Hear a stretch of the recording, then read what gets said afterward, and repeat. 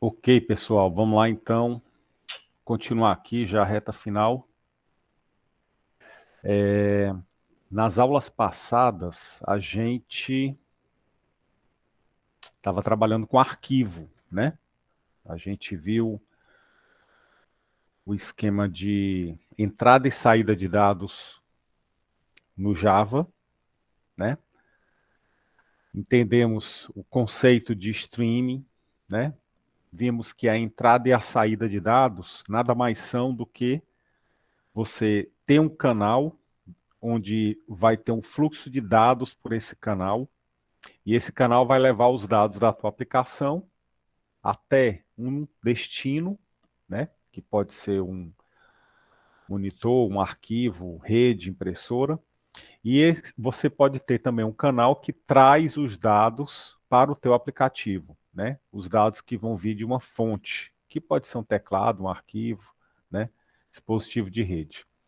Então, a fonte e o destino podem ser quaisquer um, mas, né, você pode modificar essa fonte, esse destino, dentro da tua aplicação sempre que você quiser, tá? E aí você pode ter várias classes, né? Pode ter não, você tem várias classes no Java que vai te prover, né, esse recurso aqui de streaming, ok? Tanto de entrada quanto de saída. Obviamente que, dependendo da fonte de dados ou do destino de dados, você pode ter classes mais específicas para isso, tá? Como assim? Na aula passada, quer dizer, na primeira aula, a gente trabalhou com esse conceito bem aqui, ó. Vou até apagar aqui para ficar melhor. Na primeira aula, a gente trabalhou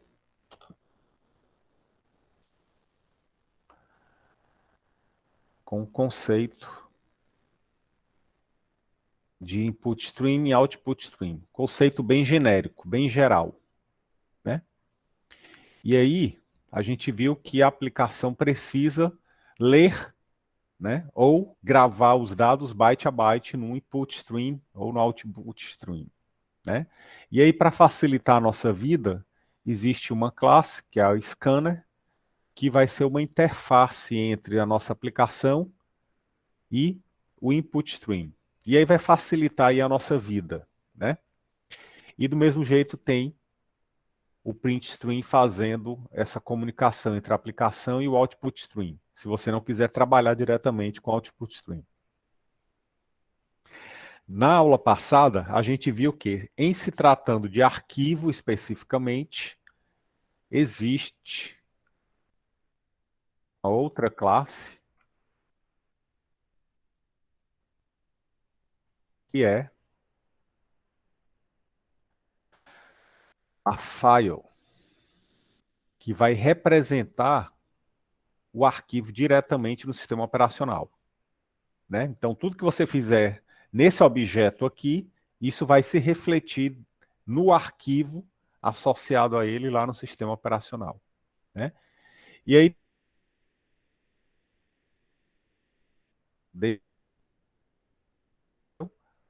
e para ler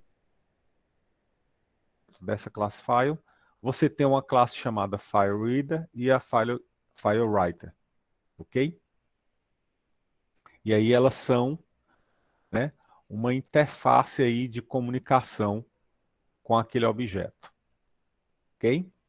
Então hoje, para a gente finalizar esse assunto de vez, eu vou falar aqui de uma terceira modalidade, terceira maneira de você trabalhar com arquivos, né? Terceira forma de trabalhar com arquivos, que é usando um buffer reader, tá? Ou um buffer writer. O que que é isso? Da mesma forma que a gente viu até agora, né? Você tem classes que vão sendo usadas como camadas, né, de abstração. a gente pode ter aqui, na comunicação com um arquivo especificamente, eu posso usar uma classe chamada FileInputStream, né? A FileInputStream, o nome já diz, é um stream de entrada de arquivo, então você só funciona com arquivos, tá? E aí, o que é que acontece? Para você ler os dados desse FileInputStream, você pode usar uma classe chamada InputStreamReader, que é um leitor do stream de entrada, ok? Então essa classe InputStreamReader, ele vai ficar consumindo os dados dessa stream aqui do arquivo, ok? E aí, para agilizar o processo, para tornar o processo mais rápido, né, mais otimizado, você vai usar um buffer reader, que já é uma outra classe, né, que vai te prover aí essa comunicação com o input stream reader, tá? E aí o teu aplicativo, ele vai ficar usando, se comunicando diretamente com um objeto dessa classe aqui, tá? Com um objeto dessa classe buffer reader. Então você vai lendo os dados de um buffer, né? Um local onde os dados já vão ter sido previamente lidos, estão armazenados lá, né? E então você vai ler esses dados aí do buffer reader, tá? E de onde é que vão vir esses dados? O buffer reader vai pegar desse input stream reader, que por sua vez vai ler do file input reader, desculpa, do file input stream, que está conectado a um arquivo. Professor, mas isso é muita camada de abstração. Isso não deixaria mais lento, né? Porque quanto mais camada eu tenho, os dados vão passando de uma classe, dos objetos de uma classe para outra. Então, do arquivo passa para esse objeto manda para esse manda para esse manda para esse. Então, tem todo um caminho. Não fica mais lento, não? Ficaria mais lento, sim. A princípio, fica, tá? Mas nesse caso aqui, o que é que vai acontecer? Você está trabalhando justamente com um buffer. Então ele já vai ler isso daqui, deixar tudo armazenado lá num buffer, e você vai ficar consumindo isso localmente. Não precisa ficar fazendo o acesso ao disco todo o tempo, né? Então você tem aqui nessa estrutura, embora haja mais camadas, você tem aqui um buffer à tua disposição, tá? Do mesmo jeito, você tem lá do outro lado, na saída, o inverso. Vocês observem que a gente tem sempre a equivalência, né? Entrada e saída de dados. Então, se eu quiser gravar num arquivo, o meu aplicativo pode mandar os dados para um buffer writer. E aí o buffer writer recebe aquilo e vai mandar para um output stream writer. E o output stream writer manda os dados para o file output stream, que por sua vez está conectado com o arquivo. Ok? Essa maneira aqui, que eu estou apresentando agora, é a maneira que o bcrowd usa, né? Que o URI usa, tá? Como assim? Existem algumas questões onde você precisa, ele não diz quantas repetições, quantos casos de teste vai ter, ok? Deixa eu mostrar aqui um exemplo para vocês, que aí eu vou liberar hoje uma lista pequena só para vocês aplicarem isso daqui. Questões que não vai ter muito dificuldade lógica. Eu quero apenas que vocês aprendam, foquem aqui no uso dessa classe, tá? Então vou pegar aqui, a lista não é essa, não são todos esses aqui, tá? Vou pegar só um exemplo aqui. Pronto, nessa questão, você tem a entrada de vários casos de teste. Observem que aqui ele não diz quantos casos de teste são, ele diz apenas que tem vários casos de teste. E ele não diz se os casos de teste vão finalizar quando tiver uma entrada negativa, como algumas questões têm, né? Quando o número for negativo, então encerra a entrada. Ou então, quando o número for zero, você para. Não, ele não tem um flag, ele não tem um sinalizador de que acabou os casos de teste. Ele apenas diz que tem vários casos de teste. Então, como é que eu vou saber que terminaram os casos de teste? Quando você se deparar com o fim de arquivo, tá? O que que é o fim de arquivo? Né? Como eu acho que eu falei rapidamente isso em alguma aula aqui, em uma das aulas, todo e qualquer arquivo, ele possui aqui, né? Vou botar aqui, hoje é dia de PO. Então, todo arquivo, quando ele é gravado, ele tem um caractere invisível, né? Na hora que eu salvo esse arquivo, ele grava no final um caractere sinalizando o fim de arquivo. Para quê? Para que quando eu comece a ler os dados, eu saiba quando que aquele arquivo termina, tá? Então aqui, no final dessa linha, eu vou ter um caractere indicando o final de linha, que é o barra N, né? Ele vai indicar o final de linha. Só que no final do arquivo existe um caractere indicando o final do arquivo. Aí eu vou saber que meu arquivo acabou, tá? Esse caractere, ele é chamado de end of file ou EOF, né? E aí, neste caso aqui, quando você estiver lendo os dados, quando você achar o fim de arquivo, você vai finalizar, ok? Bom, e como é que você vai montar isso daqui, né? Como é que você vai montar isso daqui? Você pode resolver essa questão aqui lendo com o scanner. Você pode usar o scanner para fazer isso daqui, sem problema algum. Como é que você faria isso aqui com o scanner? Como é que você identificaria o fim de arquivo? Então, vou mostrar aqui as duas maneiras para vocês, tá?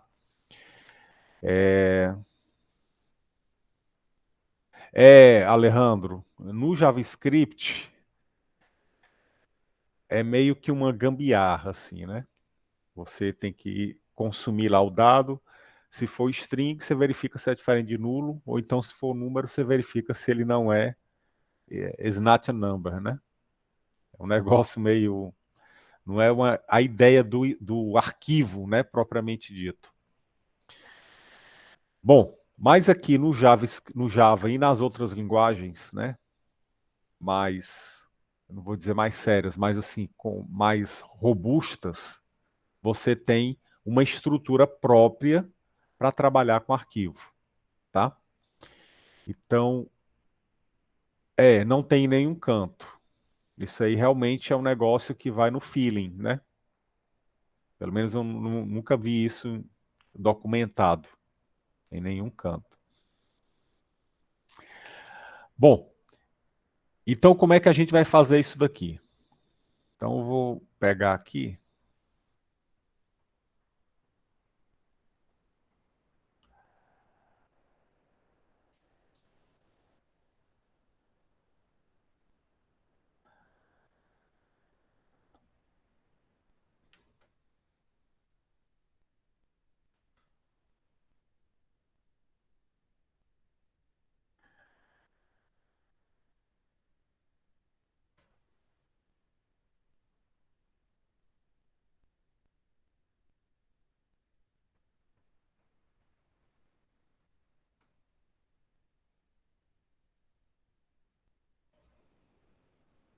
Bom, para a gente fazer com o scanner, a gente sabe que o scanner,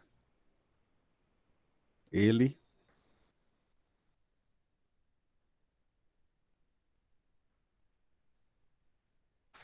ele se conecta, né, com um input stream.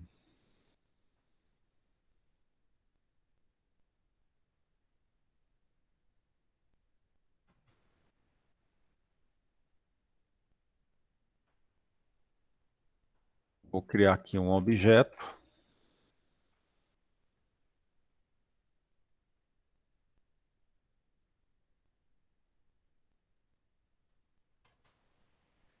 Vou deixar aqui bem explícito isso, como a gente fez na primeira aula.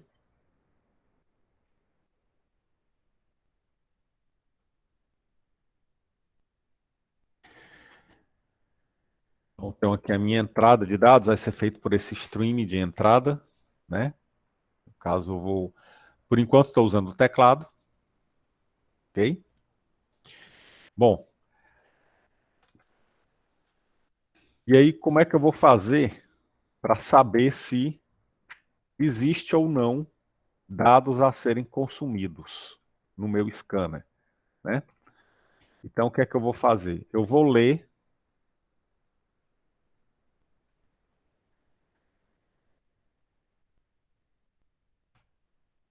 vou verificar se a minha entrada tem dados, né, para serem lidos. Então, eu vou usar aqui o método hasNext.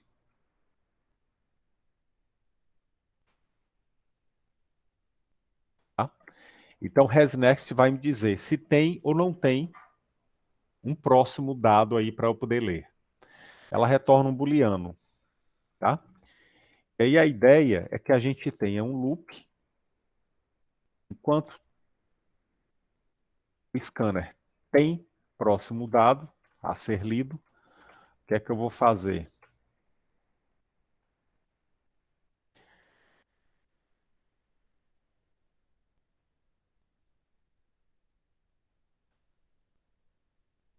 Eu vou fazer a entrada desse dado aí.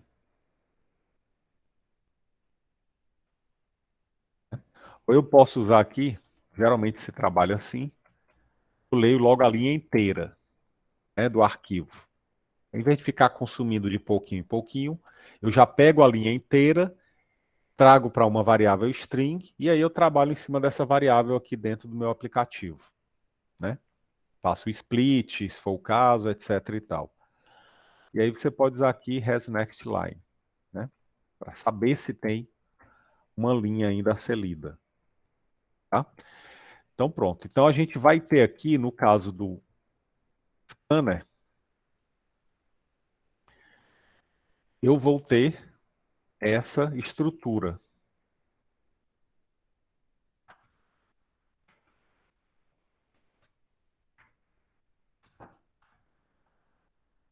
Então vou ter sempre um loop que vai ficar consumindo uma linha do meu arquivo. Uma linha de cada vez. Eu consumo a linha e processo os dados que estão, né, que eu acabei de ler. Tá certo? Quando eu termino aqui o loop, a iteração, eu volto para cá, verifico se o scanner tem outra linha. Se ele tiver linha, eu consumo aquela linha. Trato ela aqui, processo, né? Processo, terminou aqui de processar, volta, verifica se tem outra linha. Se tiver outra linha, eu leio aquela linha. Quando esse hasNextLine retornar false, significa que eu não tenho mais nada dentro do meu arquivo. E aí ele sai. Ok? Só um detalhe, nesse caso aqui do scanner, quando eu rodo isso daqui na IDE, com hasNextLine, ou hasNext,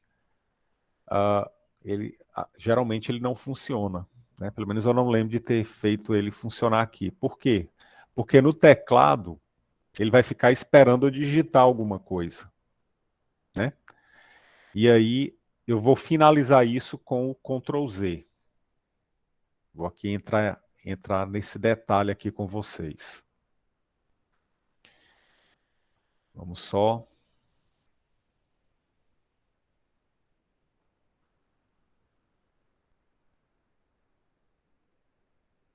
Aqui no processamento, eu vou só fazer o seguinte. Eu vou apenas exibir a linha. a gente ver que ele está lendo a linha lá do arquivo. Então, leio, exibo, e vou ficar fazendo isso. Tá? Vou rodar aqui do teclado para vocês verem o que é que vai acontecer. Enquanto ele compila aí, vou só...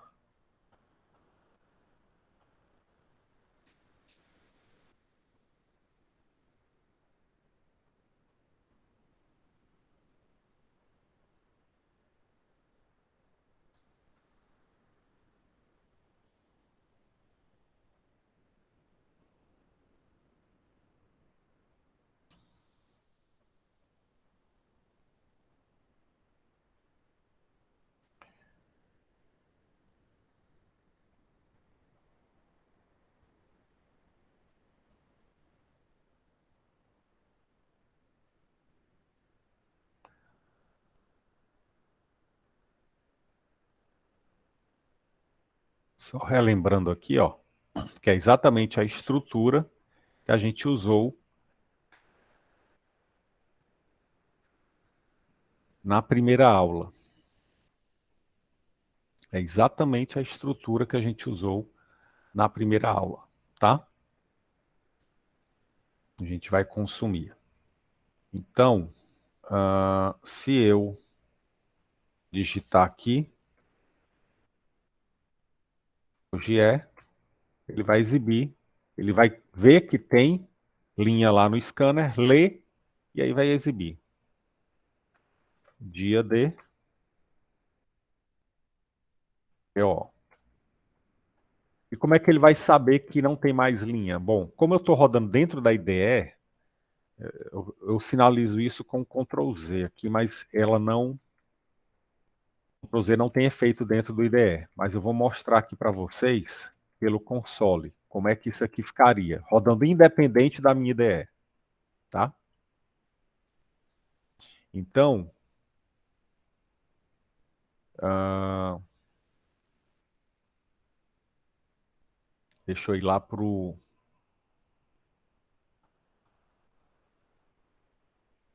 terminal.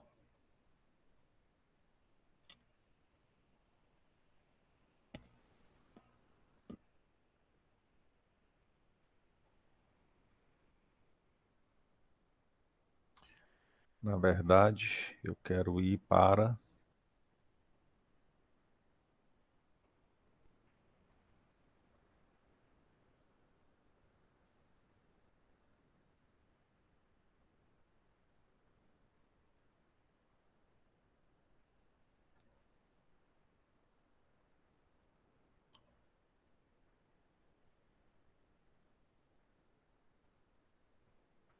Pronto.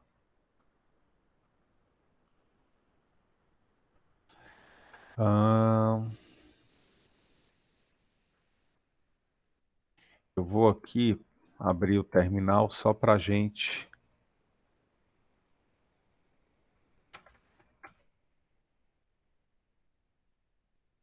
rodar essa aplicação fora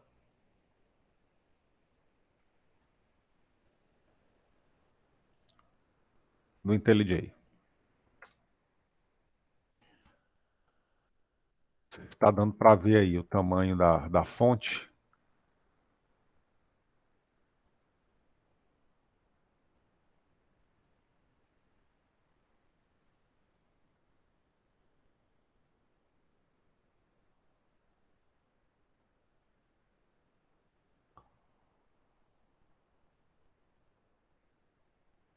Vocês conseguem ver aí essa minha tela, do tamanho que está?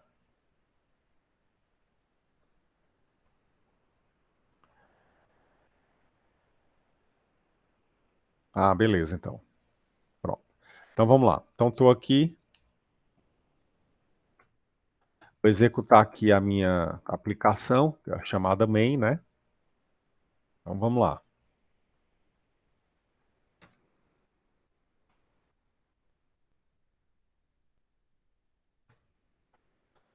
Então estou independente aqui da IDE, certo?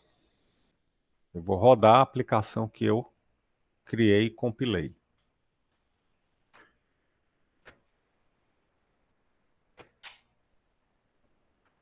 Pronto, então eu vou colocar aqui, hoje é, obviamente que o caractere 7 aí não está configurado, né? Deu para anotar. Dia de PO, então ele está fazendo. Então como é que eu vou finalizar aqui o fim de arquivo, né? Ctrl Z. Aí o Ctrl Z é o caractere que vai dizer que acabou o arquivo, ok? Isso aqui, eu estou no Windows, né? Ctrl Z, ele vai mandar o caractere de final de arquivo. Bom, aí ele finalizou. O hasNext retornou falso, que ele encontrou o fim de arquivo, acabou, né? Agora, e se eu tiver um arquivo, né? Vamos colocar aqui um arquivo,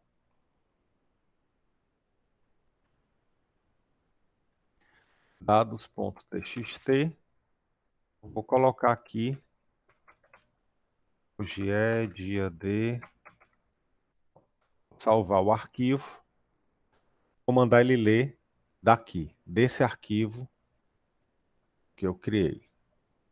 Então agora eu vou usar um file input stream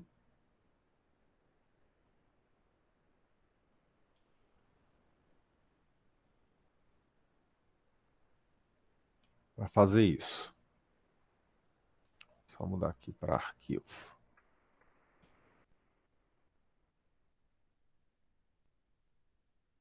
Então aqui o input stream eu vou colocar file input stream. Tá?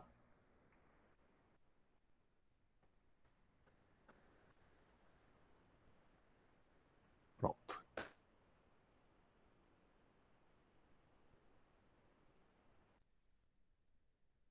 Arquivo chamado arquivo.txt.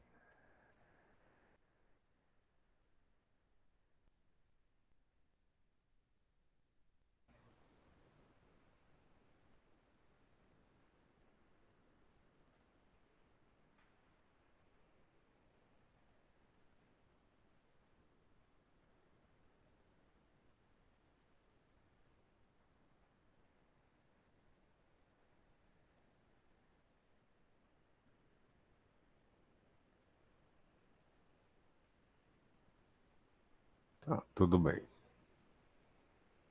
Que eu coloquei ele em outro local.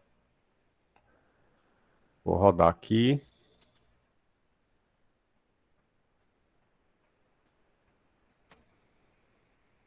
Pronto. Então o que é que aconteceu? Quando eu rodei agora de novo, né, fora da IDE, o arquivo estava lá na mesma pasta, e aí ele leu os dados do arquivo e foi exibindo linha a linha. Hoje aqui é por causa do meu caractere 7, né, que está diferente do arquivo. Hoje é dia DPO. Quando ele achou o final de arquivo, ele finalizou e o hasNextLine retornou falso. Então, quando a gente trabalha com arquivos, né, a ideia sempre vai ser essa daqui. Você tem um loop que vai ficar lendo enquanto tiver dados a serem consumidos lá do arquivo. Ok? Bom, então essa foi a com scanner. É uma maneira que a gente tem para fazer isso daqui. A outra, que é a que eu estou apresentando hoje, do Buffer Reader, né? A gente vai usar agora essa classe para trabalhar com isso. Podemos fazer com File Reader também, né? Mas eu vou fazer agora do Buffer Reader, que é a que é indicada lá pelo bcrowd, né? Pelo URI. Então, como é que a gente faz isso aqui? Eu vou pegar aqui só para ganhar tempo.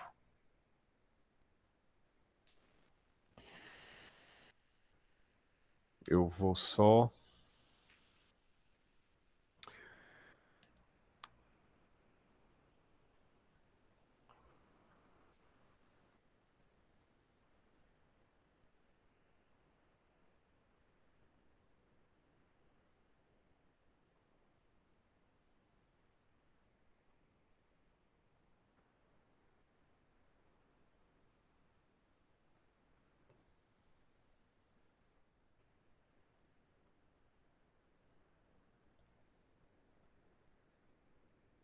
pegar o modelo que ele sugere aqui.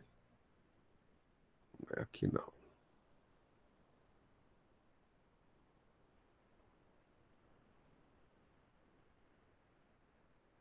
Pronto. Onde ele explica aqui, né, o que é o end of file. Aí ele diz aqui, caso você queira trabalhar com end of file em várias linguagens, ele faz aqui um resumo das principais, tá? Pronto. Aqui é a do Java,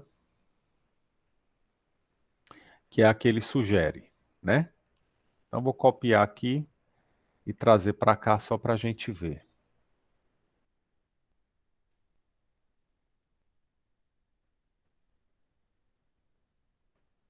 Então, como é que ele vai trabalhar? Ele cria um objeto da classe InputStreamReader, tá? Ou seja, ele criou aqui esse cara.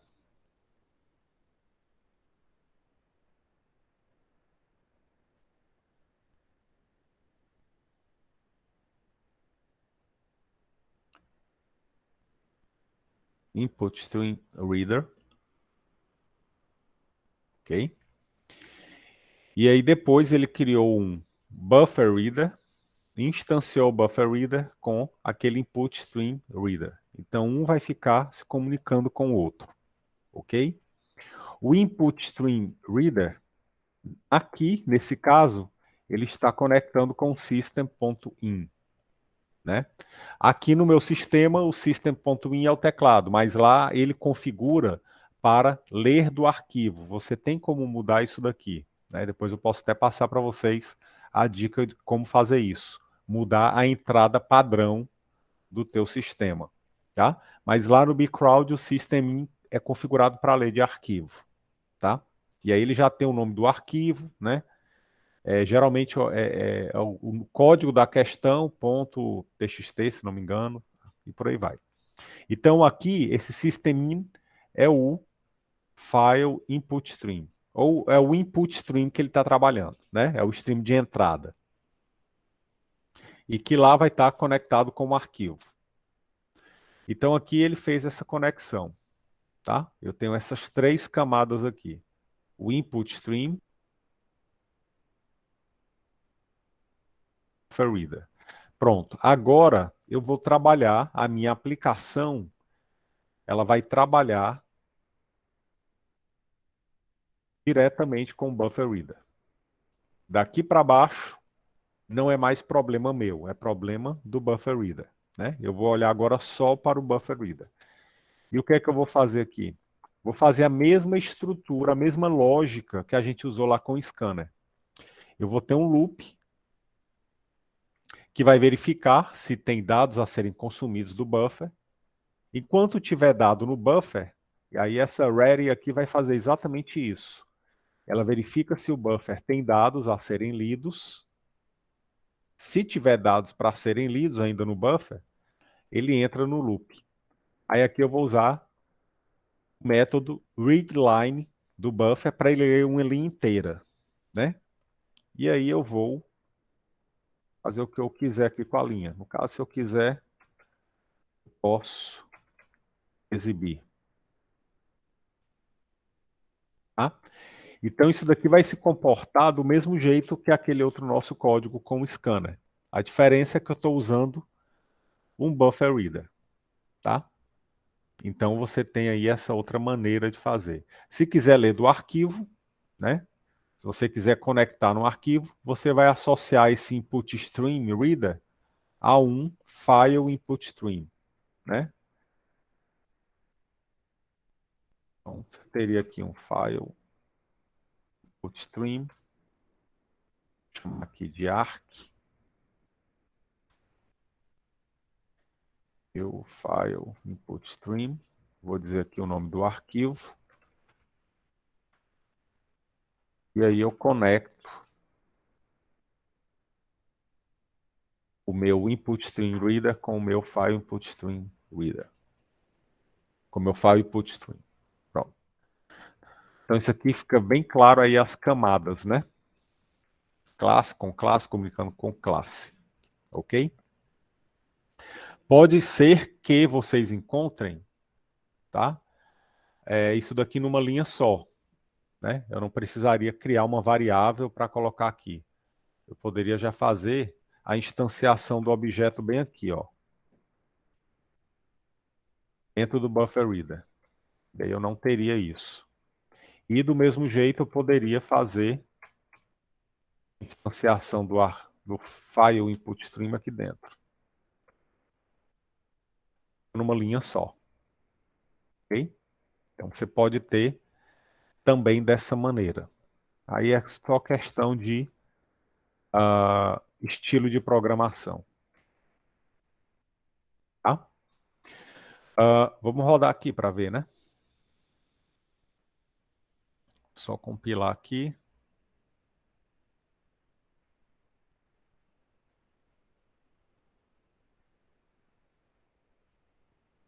Ok, vai dizer que não encontrou, que eu botei lá em outra pasta.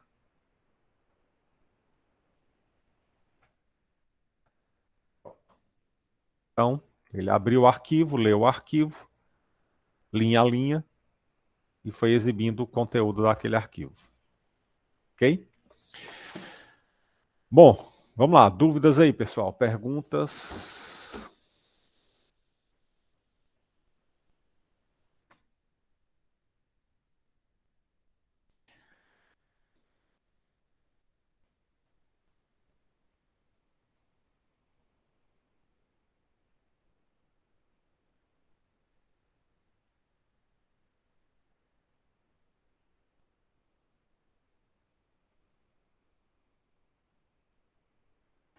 Isso, Yasmin. Exatamente. Você pode resolver grande parte com o código apenas na main. Mas você está falando de alguma questão assim específica, porque assim, todas as questões que vocês fizeram no Bcrowd nessa disciplina, todas elas são possíveis de serem feitas apenas usando a main, sem criar novas classes, né? Você usa o código lá todo estruturado, um código do começo ao fim, todo dentro da main. E por que então que vocês tiveram que criar classes, né, para conversar com classes? Porque a disciplina é de orientação a objeto. Aqui não é um curso de Java, né? Então, eu realmente exigi de vocês a criação de classes para modelar os objetos.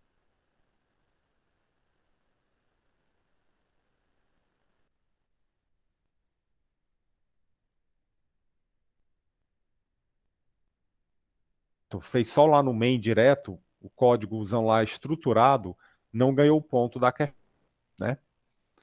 Porque eu exijo realmente que seja feito a criação da classe, né? Porque a disciplina é de orientação a objeto, tá certo? Mas é possível resolver sim só na main. Só na main sim. Aí você vai estar trabalhando somente a parte do Java, né? Sem olhar para a orientação a objeto. Beleza?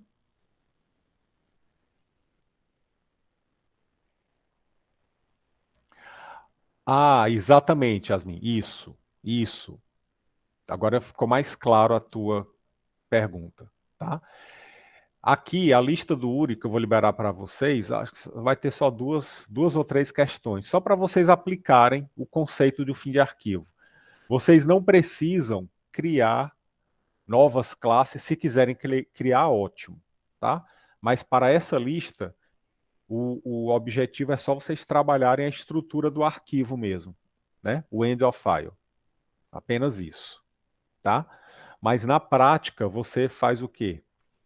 Você pode, vamos supor, ter um objeto pessoa. A pessoa tem,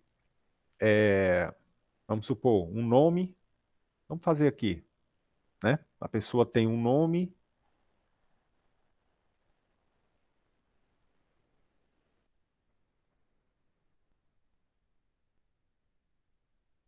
vou botar aqui. O aluno tem,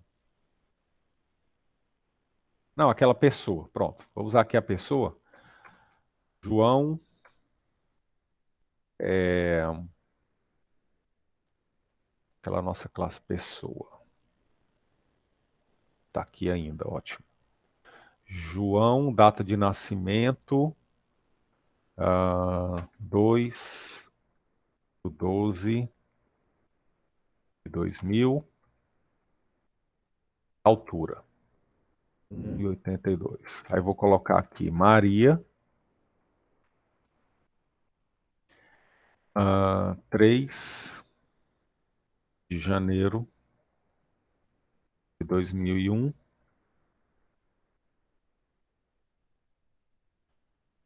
Vou botar aqui o José,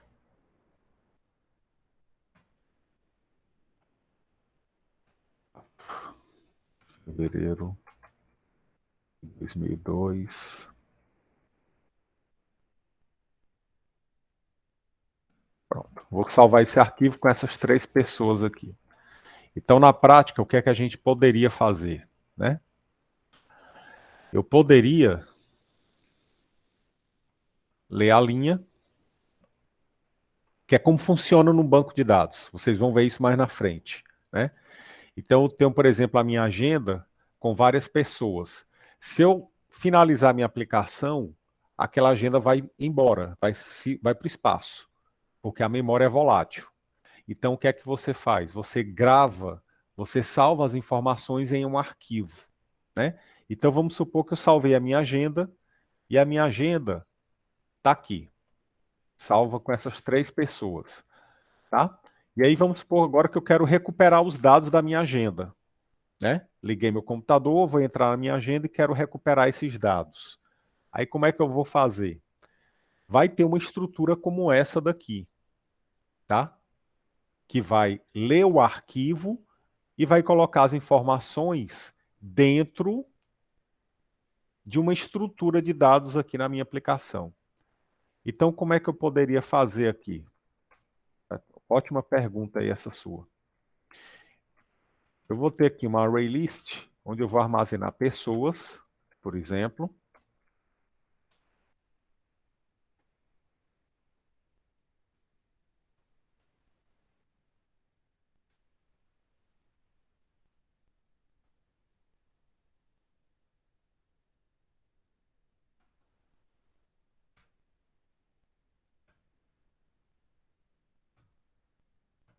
Então, a minha agenda é uma array list de pessoa. Então, como é que eu vou fazer para recuperar a minha agenda? Né? Bom, como os dados foram salvos no arquivo, né? O nome disso é persistência de dados, né? Os dados estão lá no arquivo. Eu vou recuperar agora a minha agenda. Isso é o mecanismo básico de qualquer aplicação, tá? Que salva dados, que tem persistência de dados, tá certo? Então eu vou ler aqui essa estrutura aqui, exatamente essa estrutura. Vou ler a linha, aí o que é que eu vou fazer aqui com a linha? Eu vou fazer o seguinte, eu vou aplicar aqui o split, a separar, eu sei que está separado por espaço em branco. Eu criei, obviamente, esse arquivo num formato bem simples, tá? Então, dependendo da complexidade dos dados, você pode ter separado com ponto e vírgula, com vírgula, né? Ou um dado desse em cada linha. Tudo vai depender aí da padronização usada. Mas eu vou usar aqui só para ter uma ideia. Então, fiz o split, tenho aqui um vetor de inteiros, de string.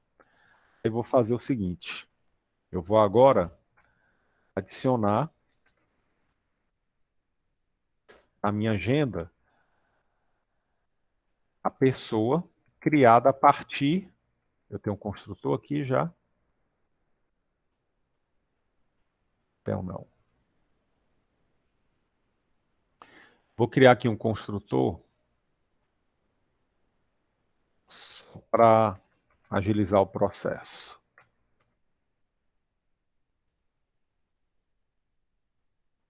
Double, altura, esse data nascimento,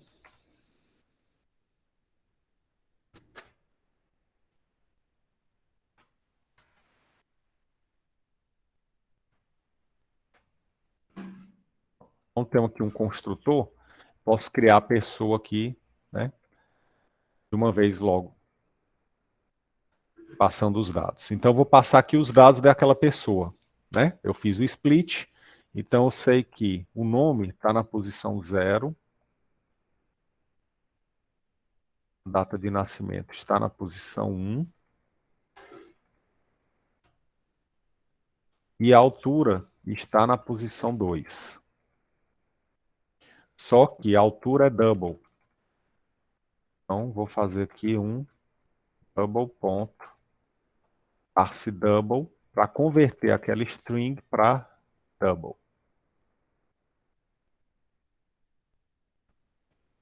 Pronto.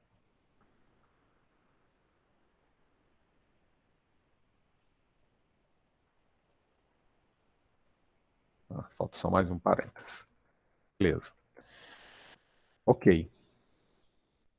Então, com isso aqui, com esse código, eu estou recuperando, né, os objetos que eu salvei lá no arquivo. Então, agora, aqueles dados que estavam no arquivo, eles foram recuperados e foram restaurados para objetos, né?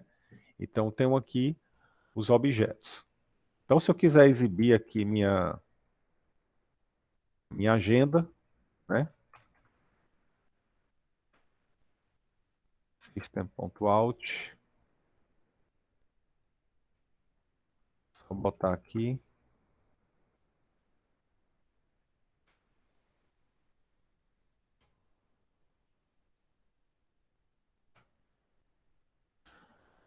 Vou usar o toString mesmo, só para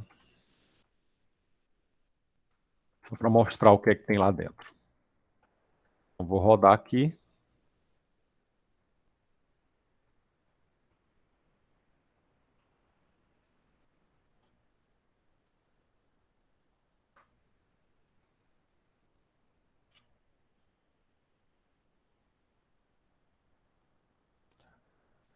Vou só sair daqui. Então, vou rodar por aqui, pronto. Para a gente ver a aplicação independente da IDE.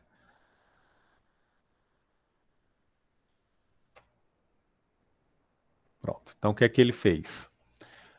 O meu arquivo, o meu programa aqui, ele leu o arquivo, pegou os dados linha a linha e foi gerando pessoas, objetos da classe pessoa e foi colocando dentro da minha array list lá de pessoa. Então, eu recuperei a minha array list que estava salvo dentro de um arquivo, né? Se eu incluir uma nova pessoa, o que é que vai acontecer? Eu vou mandar depois gravar essa nova pessoa aqui dentro desse arquivo. Vai ser mais uma linha do meu arquivo. E aí eu consigo manter a persistência dos dados aí da minha aplicação. Então aqui é a minha agenda, ó, né? O João, isso aqui é a exibição do array list que eu gerei a partir lá da leitura do arquivo. Ok? Ficou claro aí, Yasmin? Então, na prática, lá no URI, aliás, né? E geralmente curso de PO, como você falou, a apostila, ele foca mais na leitura e gravação do arquivo. Mas na prática, quando você tem uma aplicação, você vai usar o arquivo para quê? Apenas para resgatar os dados que foram salvos, né? Para você ter a persistência desses dados. Aí você lê os dados e gera os objetos novamente. E quando você quiser gravar, você pega os dados lá do objeto, né? E salva ele no arquivo, lá no formato do arquivo. Então, basicamente, é assim que vai funcionar. É assim que funciona, né, uma aplicação com persistência. Obviamente que aqui eu falei no nível mais simples, né? Mais básico possível. Mas quando você tem, por exemplo, uma aplicação que vai trabalhar com clientes, fornecedores, produtos, vendas, né? Então você vai ter vários arquivos com várias informações diferentes. Então você vai manipular aí vários arquivos, tá? E aí quando você quer trabalhar conceitos mais sofisticados, persistência de dados, consistência de dados, persistência de dados não, desculpa, consistência de dados, né? transação, então você recuperação de dados em caso de falha, aí você usa um software chamado Sistema de Gerenciamento de Banco de Dados. Aí esse sistema de gerenciamento é que se encarrega de fazer todo esse protocolo aqui. Abre arquivo, grava arquivo, salva arquivo, né, etc e tal. Beleza? Mas isso aí vocês vão ver aí na disciplina de ambiente de dados, lá no quarto semestre. Ok? Para o trabalho, que vocês vão fazer algo parecido com isso daqui, né? Vocês vão gravar o ranking dentro de um arquivo e vão recuperar desse mesmo arquivo. Aí vocês podem salvar no arquivo, no caso, por exemplo, o nome do cara e a pontuação, né? Vai ser um esquema exatamente como esse aqui. Ok? Bom, dúvidas, perguntas?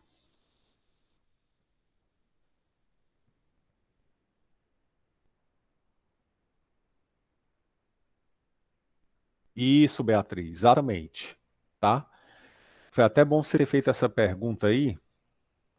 Ah, vou até mostrar aqui como é que vocês vão fazer o processo, porque aquele código que está lá, ele é executável. Você roda o jogo, tá? Vou pegar um código dele aqui e vou fazer aqui na hora, tá? Não sei, alguém conseguiu aí baixar o código e botar para rodar? Só para ter uma ideia. Eu consegui, Beleza. professor. Na verdade, é bem fácil. Você pode dar clone no projeto inteiro e colocar para importar como projeto externo no IntelliJ. E ele já detecta todas as classes direito. Se quiser, eu ensino a fazer aqui, Isso, se exatamente. precisar. Ah, aliás, professor, enquanto a gente entrou no assunto, as apresentações já vão começar quando? Cara, já pode ser na próxima semana. Quem já tiver terminado, quiser apresentar logo para ficar de férias logo, Ok, a próxima semana já vou estar disponível aí para ver as apresentações aí, os trabalhos, tá? Mas o certo. prazo é dia 12, né? Então vocês têm aí uma semana ainda para fazer, se quiser. Ok. Deixa eu só ver aqui, atualizar aqui logo a frequência.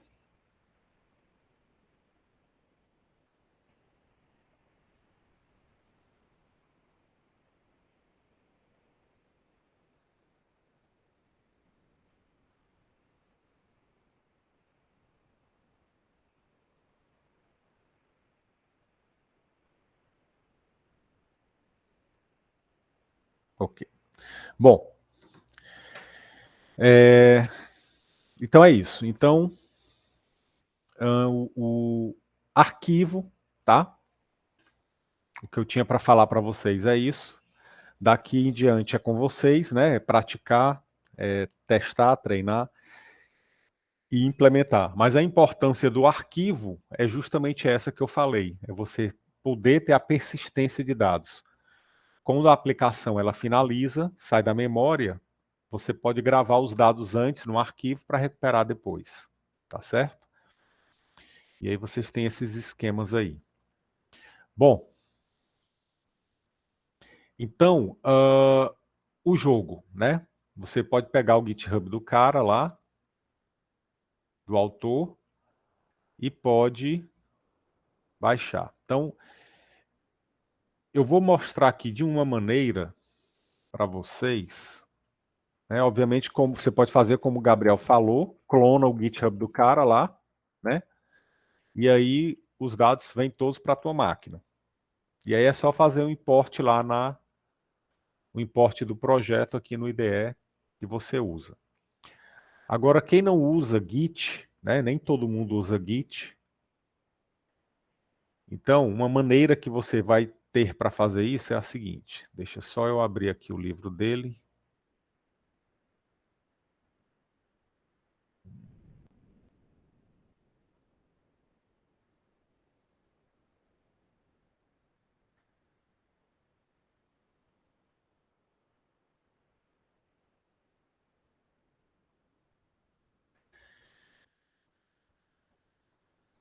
Então a gente tem aqui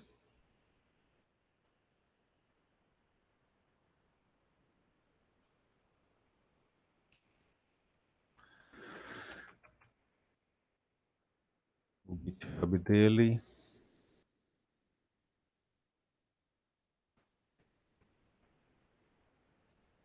Pronto.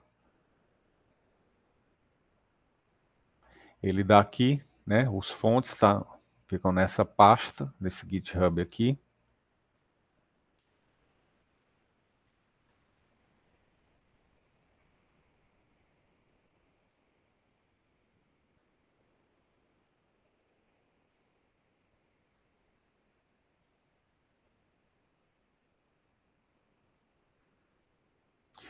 Pronto. Então aqui tem o código de cada um dos jogos lá do livro, né? Cada pasta aqui, cada capítulo é um jogo. Então você pode baixar o código dele aqui, faz um download, né, como zip, e ele baixa todo o código. Então você vai baixar o código para a tua máquina, tá? Você vai ter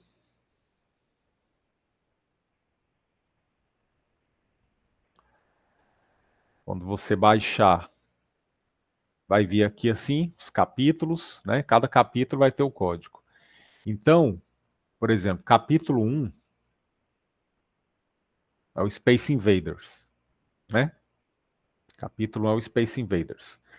Então, como é que a gente colocaria o Space Invaders aqui para a gente rodar? Observe que aqui eu tenho o source, né? Tem um BR aqui. Então, se eu entrar aqui, eu tenho realmente o código, o Java aqui, né? De toda a aplicação, tá? Então, vou fazer aqui a importação dele para o meu IntelliJ para botar para rodar. Diga aí, Gabriel. Pode falar.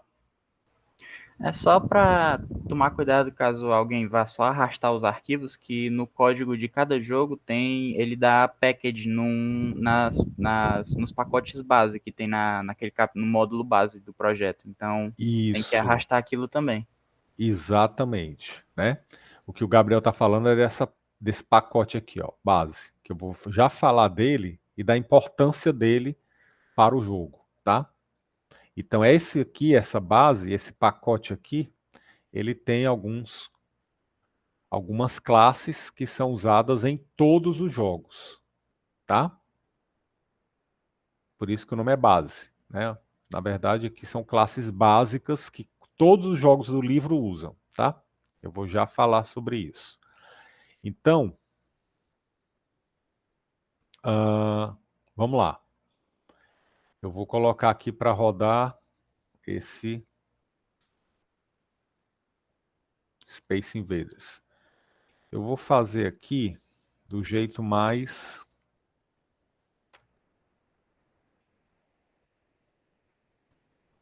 simples possível, tá? Vou apagar tudo que eu tenho aqui.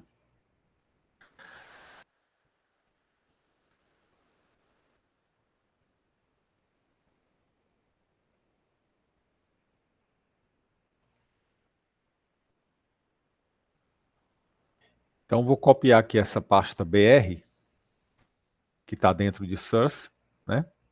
Vou copiar essa pasta BR aqui. Ctrl-C e Ctrl-V aqui dentro dessa pasta source aqui do meu IntelliJ.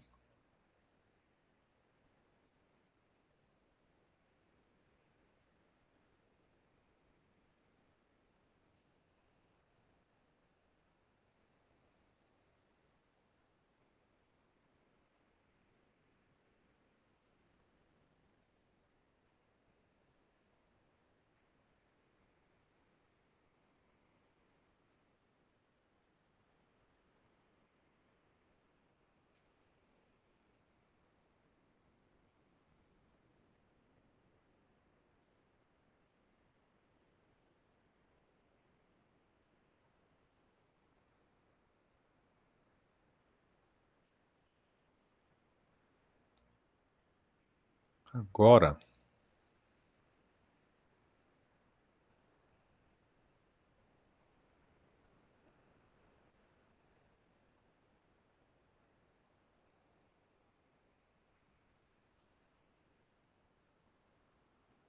Só localizar aqui. Pronto.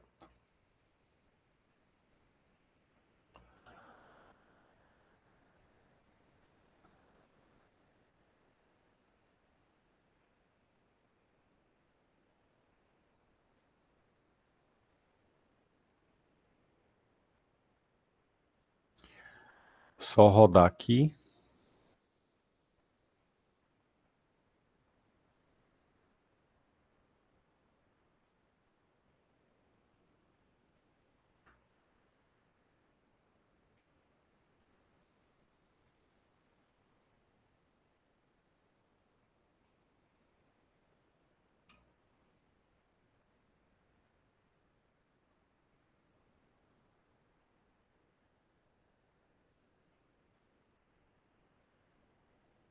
Não é nesse aqui não.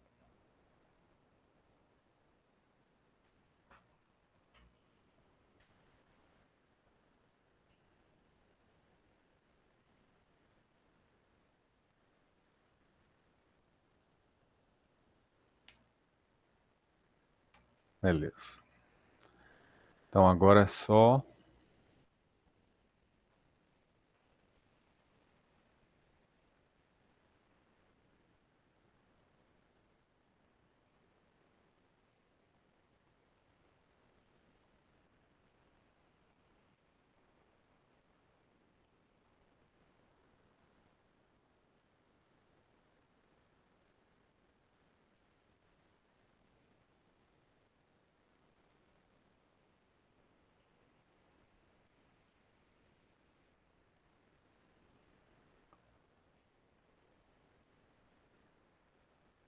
Qual é o nome que eu vou...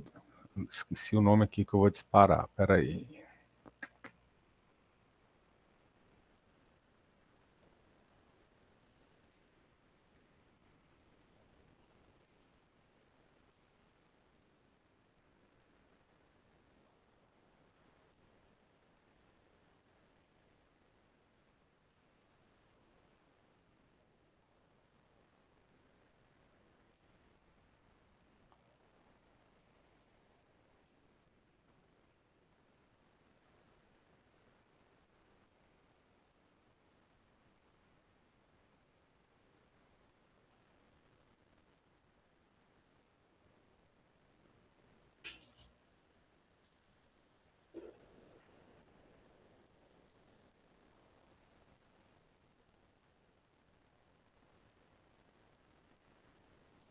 Não, ainda não é.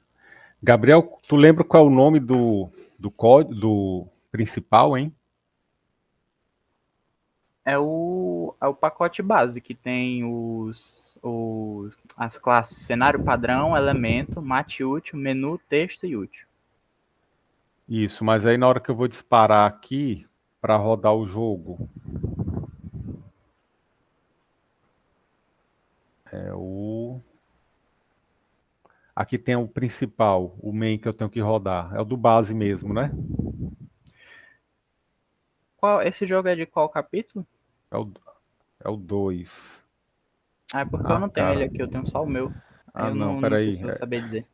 Não, peraí, foi mal, foi mal, foi mal. Foi capítulo um. Capítulo um é o de... É onde ele mostra como fazer animação, essas coisas. Foi mal, pessoal. Peguei a pasta errada. É o capítulo 2, é o Space Invaders. Tá. Ali era só mostrando como fazer animação, mecânica do jogo, essas coisas. Então vamos lá. Space Invaders. Então vou aqui no Source. E o BR, essa pasta aqui. E vou jogar aqui dentro. Ctrl V. No Source. Pronto. Beleza. Então, quando eu fiz o Ctrl C, Ctrl V, né? Observem que ele trouxe lá todas as classes do jogo, né?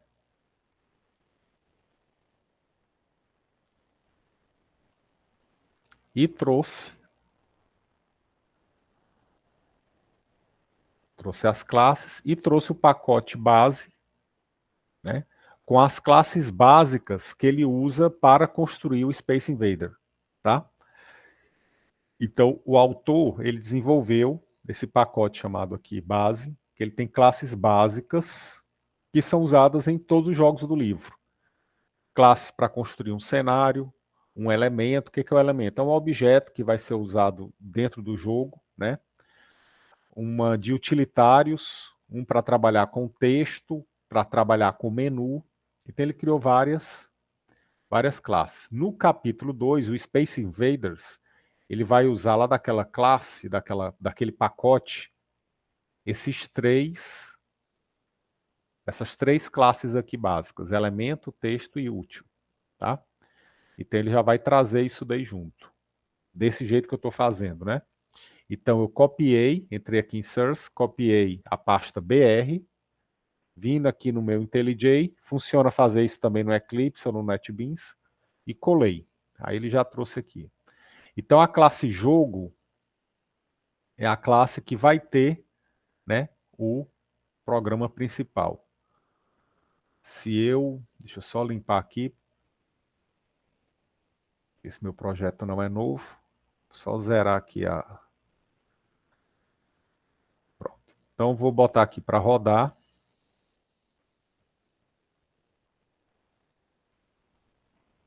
E aí o jogo já está aqui funcionando.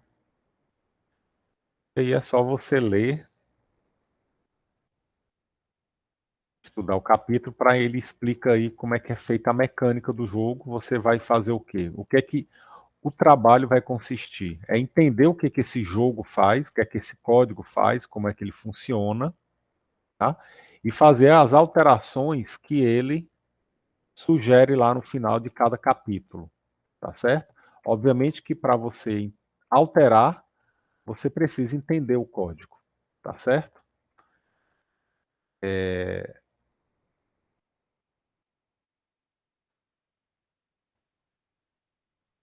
Obviamente eu sou viciado aqui em jogo, então peraí.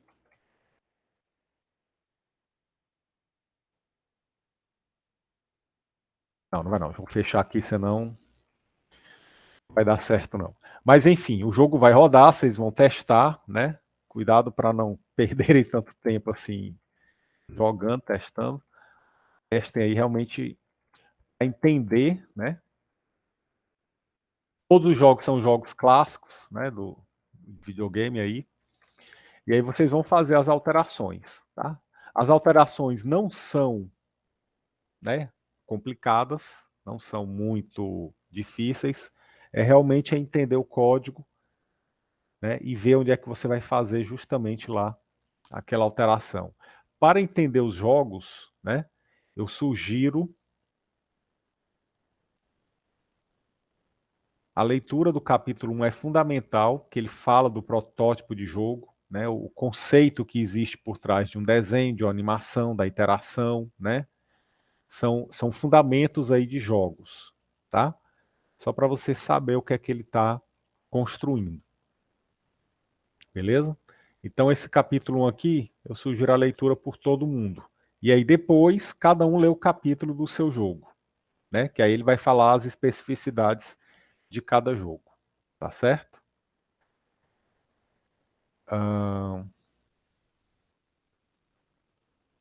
Então, ficou claro aí, Beatriz, como é que vocês vão. Essa é a forma mais simples e fácil. Você não precisa ter nem Git. É baixar o código, copia, cola e aí já bota para rodar e estudar. Yasmin, a arguição vai demorar. Não demora muito, não. 10 minutos. É o tempo de eu fazer o teste com você do código. Né? Obviamente que vocês vão subir o código antes para mim no Ava. Né? Eu já vou ver o código antes, já vou saber mais ou menos como é que vai estar o código, vou ter testado. Mas aí a arguição vai ser mesmo você me mostrar as alterações que vocês fizeram. Geralmente dura 10, 15 minutos no máximo.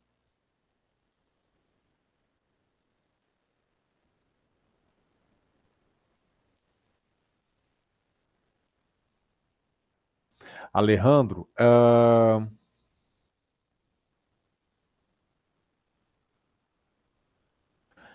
não entendi assim. A ideia é que você altere o código lá do cara, né? Do autor do livro, tá certo? Aí você pode fazer a alteração como você quiser, tá certo? Eu Agora, acho o que o que que o você está Alejandro perguntando, quis dizer é que ele quer fazer o ele próprio quer jogo dele, fazer do base, zero. mas desde que ele mantenha as funções que o senhor pediu colocar ainda conta. É isso aí, Alejandro? É isso sim, Gilson. É nesse sentido mesmo. Tá, vale. Você quer fazer usando o pacote básico do cara, não é isso? Ou não? Não, era realmente, tipo assim, do zero mesmo. Tá. Aí, beleza. É um desafio e tanto. É válido sim. É válido sim, cara. Desde que tenha as alterações que eu pedi, Ok. tá? Aí você vai fazer do zero. Cara, mas aí deixa eu ver aqui uma coisa. Antes de eu te responder. Porque aí vai.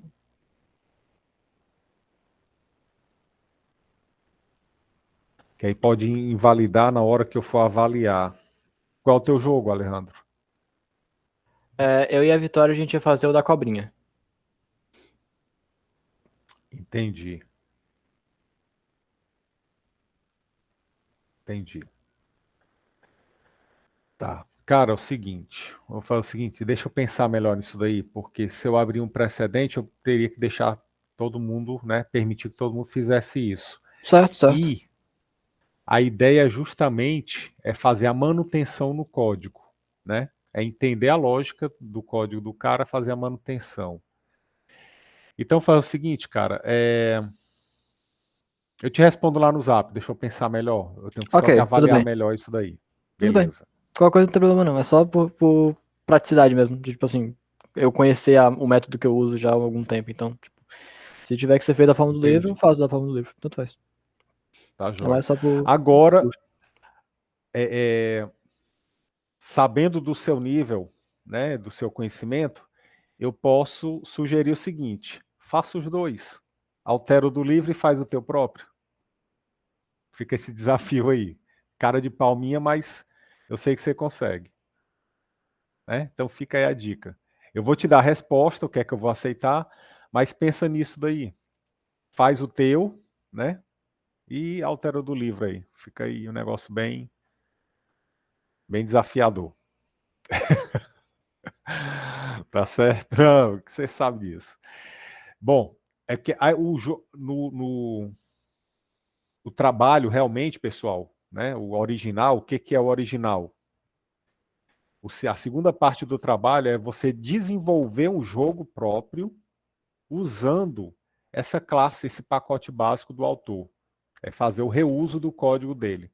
Ele já dá essas classes prontas e aí você vai criar um novo jogo. E aí a segunda parte seria isso, né? Aí eu sorteio novos jogos e aí cada um desenvolve o jogo do zero, só que usando essas classes aí do autor. Mas como não vai dar tempo, vai ficar só a alteração mesmo desses jogos. Diga aí, Gabriel, você levantou a mão?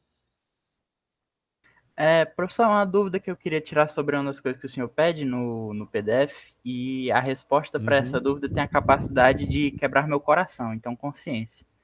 Eita, diga aí. Quando o senhor pede para, no final, executar um método para registrar a pontuação do jogador num ranking, né, num top 10, Isso. o método de entrada de dados tem que ser na tela mesmo do jogo, a pessoa tem que digitar o jogador, ou pode ser com entrada ou ponto next int, next line no terminal mesmo do IDE? Cara, eu vou te responder fazendo uma pergunta. Se você comprasse um jogo, como é que você ia querer digitar o teu nome para botar no placar? Pelo terminal na Na IDE, própria, Gilson. pelo terminal da IDEA, cara. Sinceramente, cara. Não, cara, Putz! nem a IDE você ia usar o jogo direto, né? Então, assim, precisa ser sim. Precisa ser sim na própria interface do jogo, cara. Mas eu vou Ok. mostrar para vocês como fazer isso daí na próxima aula. Porque eu sei que você vai ficar para o final, né? Na próxima aula eu vou. Na verdade, Gilson, é porque se não fosse por isso, eu teria terminado já o jogo. Era essa era a última dúvida. Entendi. Pois eu vou dar a dica logo agora, tá? Ok. Isso é com o teclado. Você vai digitar o nome exatamente, Samuel, com o teclado. O que é que acontece, pessoal? Esses jogos, eles usam, né, interface gráfica, tá? Esse JFrame aqui, você tem aqui, ó, uma herança. Então, o meu jogo, ele estende essa classe JFrame. Que classe é essa? É uma classe do Java que faz parte de um pacote chamado Swing, de interface gráfica. Então, você tem aqui JPanel, né, várias classes que fazem parte desse pacote básico aí. Então, o que é que vai acontecer? Para vocês entenderem, né, a interface gráfica, eu sugiro a leitura, é uma leitura rápida desse capítulo, desse apêndice A, né, chamado Swing, que é o conjunto de classes do Java para trabalhar com interface gráfica, ok? Então, leiam esse apêndice aqui. Ele é um apêndice, não é grande, tá? Ele vai dar uma ideia do que é o swing, tá certo? Quais são as classes. E aí, uh, vocês podem, no caso aí do Gabriel, rapidamente você pode implementar isso daí, né? Usando uma função chamada Show Input Dialog.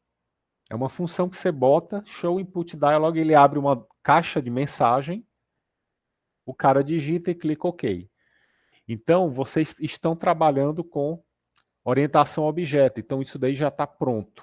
Já existe dentro do Swing, né, componentes prontos para trabalhar com isso. É só você chamar a classe correta. Tá bom? Então, Gabriel, tu pode aí nesse final de semana dar uma lida nesse capítulo e também, deixa eu ver aqui, no Deitel, talvez seja melhor ler logo direto no Deitel, que ele já vai ser mais completo.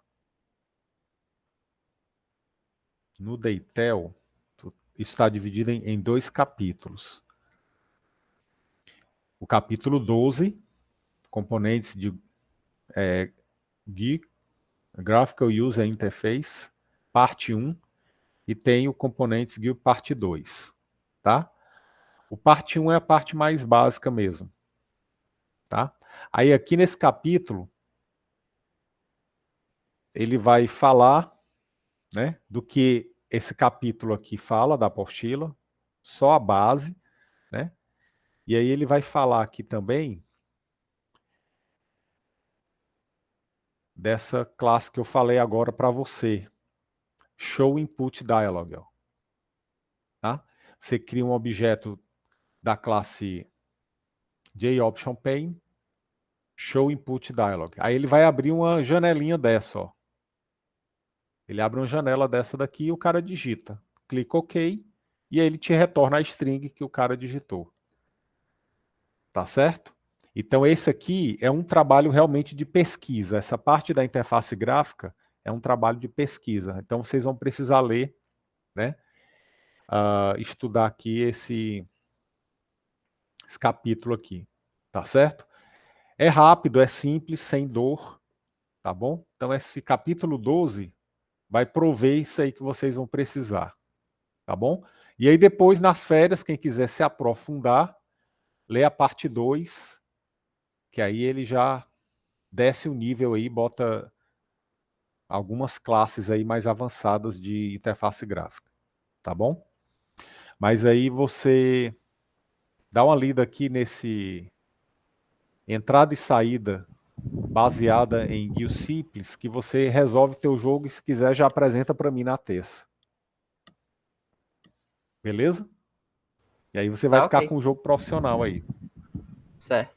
Mas, na verdade, agora que o senhor mostrou esse método de que ele abre uma janelinha para você imputar os dados e que já está pronto, sou menos ruim.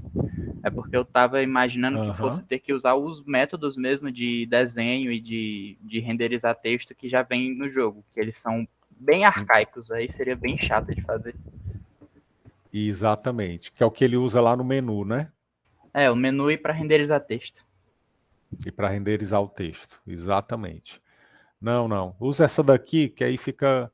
Nem fica um negócio. Nem fica gambiarra, né? Se o cara botar lá no console, mas também não fica uma coisa elaborada, né?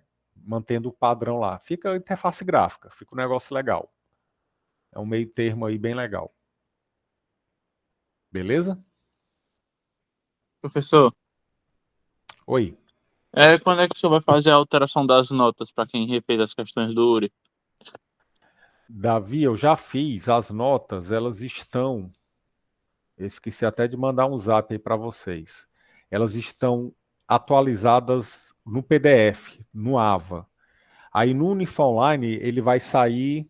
Eu já fiz a alteração, mas demora um pouco, porque a coordenação tem que aprovar e a diretoria do centro tem que aprovar. Aí tem todo um protocolo. Mas vocês podem ver isso lá no AVA, já está atualizado. Beleza? Tranquilo. Obrigado. Oi, Yasmin, levantou a mão? De nada?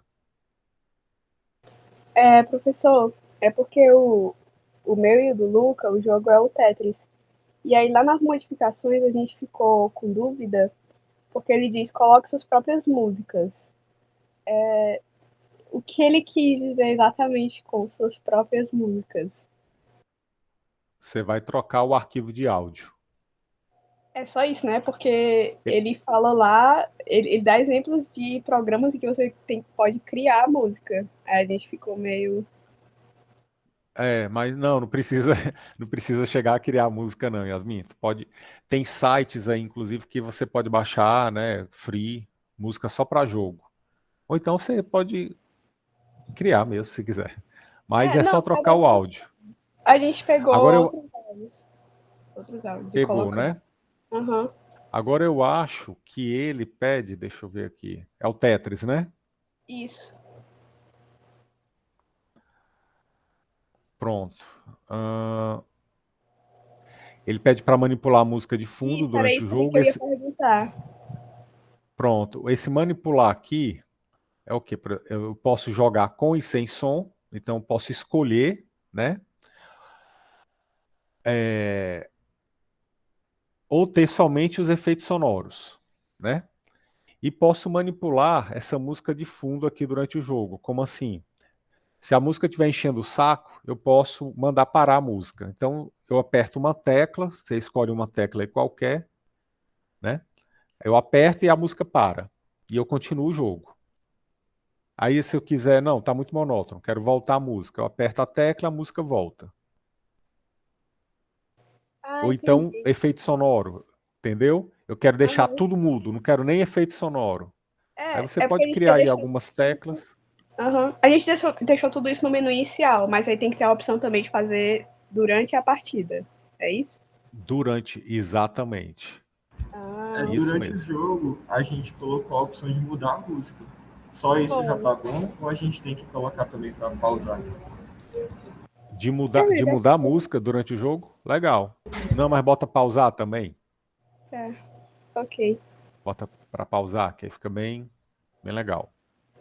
Certo. E aí, se colocar a sua própria música, é trocar os arquivos mesmo. Ah, ok. Não precisa nem criar, não. Pode até pegar aí da internet que tem. Beleza? Joia, vamos ver aqui.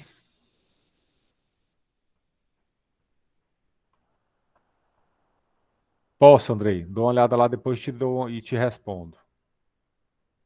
Beleza. Vitor, levanta a mão, pode falar. Oi, Gilson, bom dia. Eu fui Bom dar uma dia. olhadinha lá nas notas que o senhor, né, fez a atualização e eu acho que a minha lista da V2, ela não, eu acho que ficou a mesma nota. Se o senhor puder dar uma olhadinha lá depois, se tá correto. Posso dar uma olhada sim, É cara. como se ela não Eu tenho tivesse aqui na mudado, sabe? planilha. Sei. Agora, não sei se é o teu caso, Vitor, mas assim, algumas pessoas fizeram as questões, mas fizeram estruturada. Ou então não usaram, por exemplo, coleção genérica, que pedia lá na descrição da lista, pedia para usar a coleção genérica. E algumas pessoas usaram vetor mesmo, não usou a coleção genérica. Eu vou olhar lá na minha planilha e te dou esse retorno. Tu me manda um WhatsApp só para eu poder não esquecer? Tá certo, mando sim. Mas eu acho que eu acho que a da camisa, que foi a que tava faltando, eu fiz com a release mesmo. Não fiz com vetor, não. Normal. Eu fiz com a collection. Foi? Foi. Viu?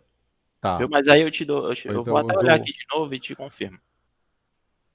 Tá certo. Tá bom, Então, obrigado. beleza. Aí tu me Valeu. manda que eu te dou o retorno à tarde. Tá certo, Falou. valeu. Ok, pessoal? Mais dúvidas aí? Tranquilo? Joia. Então vou finalizar por aqui. Qualquer dúvida aí, estou à disposição. Beleza, Gabriel? Já implementou? Então, se quiser apresentar na terça, aí tu me avisa.